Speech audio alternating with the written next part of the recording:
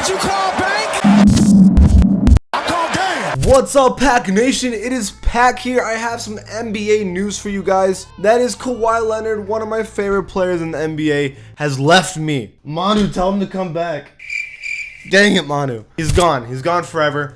Going to the Raptors.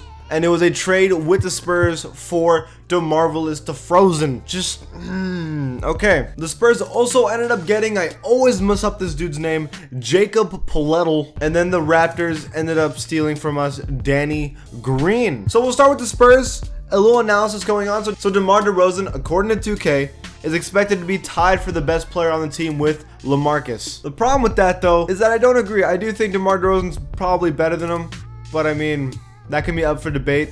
We'll actually see in the season. DeMar DeRozan will obviously be tied with the best mid-range in the game. The second best inside scoring in the game. He's not the best three-point shooter, so he's not even on the top like 5 or 10. He is our best perimeter defender, so he actually lost a lot of defense. And one of the best, or the best playmaker on the team. And also the most athletic. Obviously, there's like some really big positives towards DeMar DeRozan. He's probably going to be our leading scorer. That's as expected from him. The starting lineup now for the Spurs is Patty Mills, DeMar DeRozan, Rudy Gay, LaMarcus Aldridge, and Pau Gasol. That is false. Patty Mills will not start over DeJounte Murray, so swap minutes, whatever. So that's going to be DeJounte Murray, DeMar DeRozan, Rudy Gay, LaMarcus, and Pau Gasol. They might not start Pau. What they could do is put LaMarcus at the center, Rudy Gay at the power forward, DeRozan at the small forward, and then put like Marco Bellinelli shooting guard. That would be a better starting lineup in my opinion. But Rudy Gay at the four is kind of eh. Now for the Raptors with Kawhi. Kawhi is the best player on the team by a mile. He will actually, rating-wise, calm down, will be the best player in the East, with Giannis right behind, -1 as a 94 overall. He's the best inside scorer on the team, the best mid-range title Oblaka, second best three-point shooter, obviously the best perimeter defender in the NBA, one of the better playmakers, best physicals, basically like overpowered DeMar DeRozan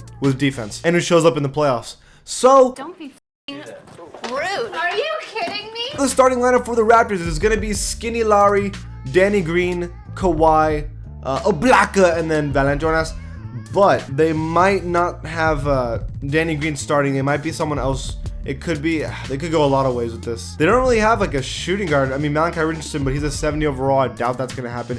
It could be CJ Miles, OG. It could be any one of those players. Raptors fans know way more than me. Who do you think was going to be a shooting guard? Starting shooting guard? Let me know. Now the question is, who won the trade?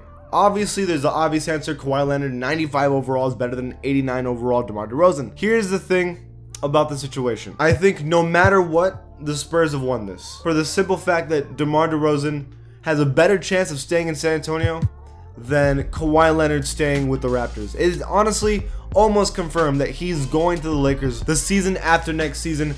Obviously, there's not like 100% confirmed. It's not like gonna happen for sure. But there's a really strong chance he's going to the Lakers with LeBron. The Raptors might have traded their best player in history. Yes, I know Vince Carter existed, but DeMar DeRozan was their best player in their franchise history. They traded him for someone who's going to leave the season after. That's what it's looking like. I do think he will play for the Raptors. He won't like fake an injury or anything that people think he's going to do. He will play for them, but I think he'll play for the Lakers like the season after. Or the Clippers. He said LA. Who knows?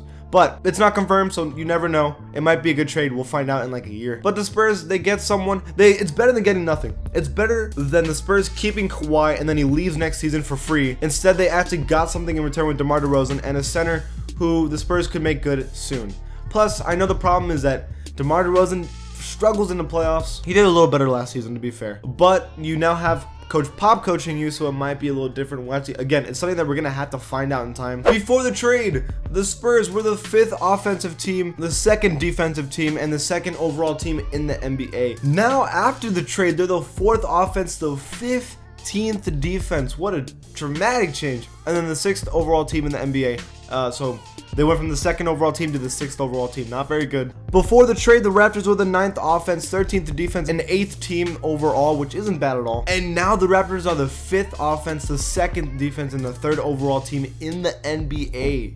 Dude. So now here's the debate. Here's the thing. This is why the Raptors also look good. Before, you could make the argument that there really was only 2 good enough teams in the East. It was the Celtics and the Sixers right now.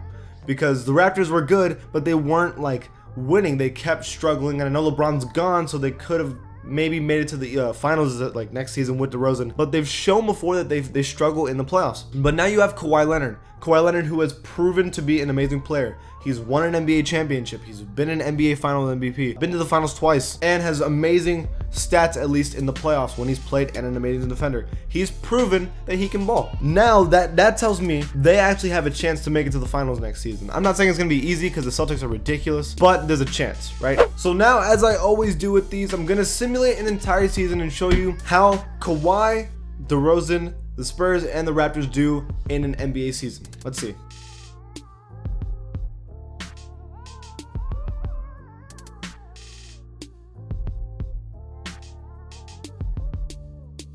Oh man, the Raptors did not lose a lot of games. They went 67-15. I believe that is a franchise record by a mile. The second team wasn't even close. It was the Sixers with a 46-36. But take this with a grain of salt. They have Boston at the A seed. There might have been injuries or something, but oh my gosh, that's wrong. How are the Bulls in the playoffs? And then the Spurs actually do end up making the playoffs, but they end up being 5th seed, so they would have to play the Rockets with a 46-36 record. It's good enough to make the playoffs, so there you go. Kawhi is expected to have 28 points per game, 7 rebounds, 5 assists, 2.6 steals, a block. Oh, I already miss Kawhi, man. But the Spurs, they have DeMar DeRozan at 20.4 points per game, 4 rebounds, 5 assists, a steal. It's just not as good, man. But obviously good enough to do something. The Raptors ended up getting the 1st seed in the East, and then the Spurs, the 5th seed in the West. Let's simulate it real quick, just see what happens. Spurs obviously don't advance, getting swept by the Rockets. I mean, the Rockets are just too good. You know, I don't know if that would be a sweep, though. DeRozan's a pretty good player. They still have LaMarcus. Like, the team's not garbage either, but okay. And then the Raptors beat the Celtics, which it's kind of dramatic, but we'll see. Then they beat the Pacers in the second round. Now they're playing the 76ers, a good team. Let's see if they can make the NBA Finals. They don't. They actually lose in the conference finals to the Sixers. That's it for this video, guys. What do you think? Who won this trade? Leave it in the comments below. And if you like my channel, give it a sub. And I'll see you guys next time. Did you call back?